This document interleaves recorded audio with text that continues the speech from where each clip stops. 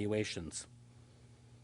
In teaching the Deacon Deo Gracias, who I mentioned a few moments ago, when he was teaching him how to gain followers, Augustine showed him that the humble, diligent leader is sustained by a cheerful attitude, and giving his followers the courage to have such a cheerful attitude.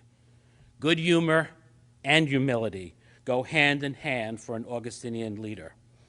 They help in building up the leadership requisite of tolerance for ambiguity. Augustine had more than ambiguity. He had opposition. The pagan rhetoricians accused him of betraying the Roman community in going to the dark side by becoming a Christian and thus participating in the causes for the fall of the Roman Empire. Donatists accused him of betraying the Christian community by believing that bishops who were traitors during the persecution did not void their ordination while sinning in their cowardice. When he preached, opponents shouted outside so his community had difficulty hearing him. Opponents put out contracts on his life to take him out as he traveled. Pelagians accused him of betraying his followers by having unnecessarily high standards, when salvation was simply self-help, with assistance being needed only by the very weak. As he lay dying, the Vandal army had laid siege to his city. Unlike other bishops, he stayed with his people. Augustine could be tolerant of ambiguity because he knew leading and following was a long journey of struggles in building our future with interim ladders and scaffolds on the way to building what he called the edifice of love.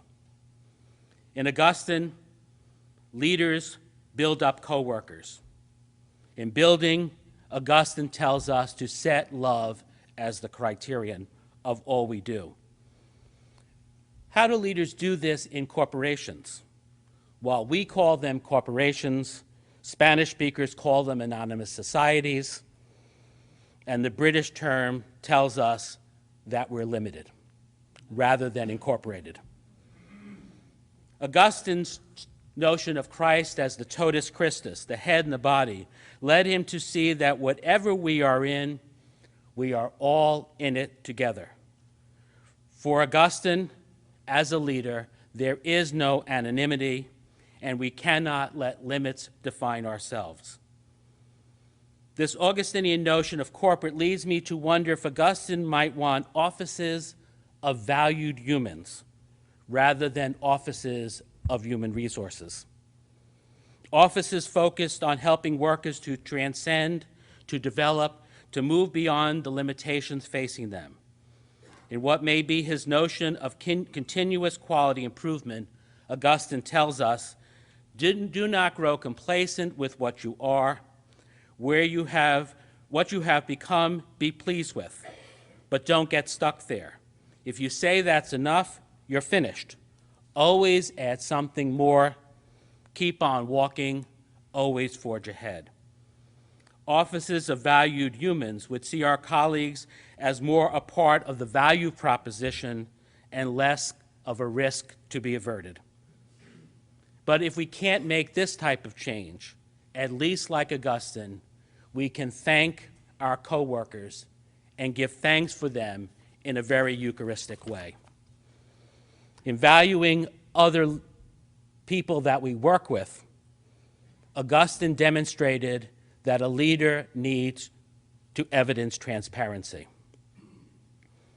Augustine showed transparency when he shared his worry about the harm he had done to people who he persuaded to become Manichees, but who were not persuaded by him to follow him into Christianity.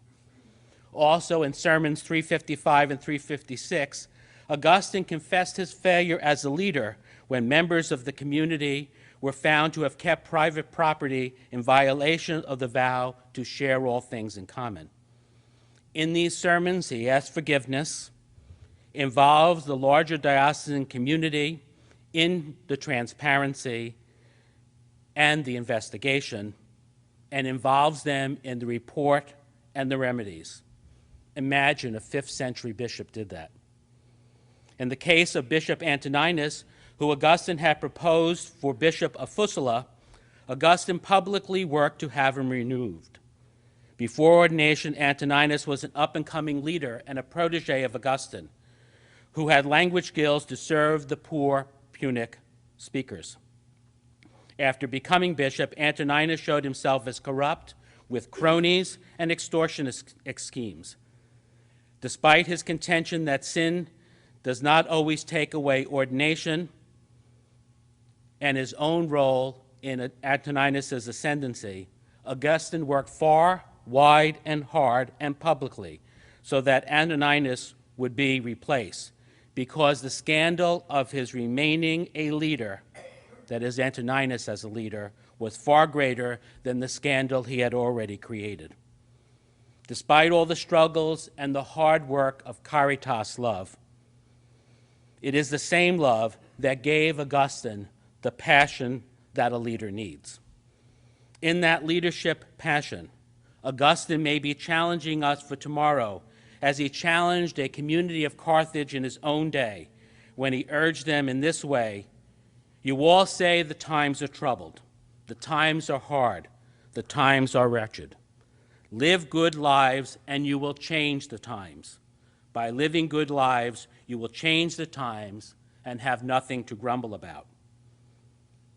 While I hope I've given you insights into Augustine on leadership, these thoughts are no blueprint. Augustine did not know our problems, and he does not live in our times. Yet in reading Augustine, I am guided by an insight from Robert Todaro, the Augustinian scholar and alumnus of Villanova, who observed, "The more I read Augustine and read studies about him and about his time, the more I come to two conclusions, apparently disjunctive. They continue to strike me forcefully. First, I find it increasingly difficult to domesticate Augustine, that is, to make him appear at home in our times. Secondly, I find his theology and his approach to various pastoral issues increasingly more relevant for our times.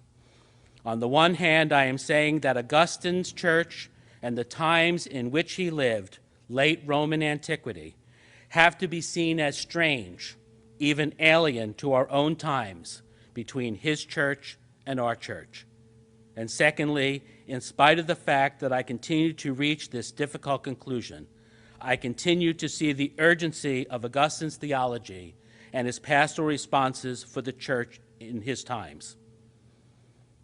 While Augustine does not give us a leadership blueprint for leadership today, I believe the urgency found in his leadership thought and his situational responses show that we need to make the core values of unitas, veritas, caritas more than a slogan, more than a mantra.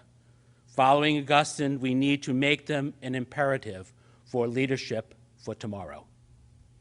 Thank you.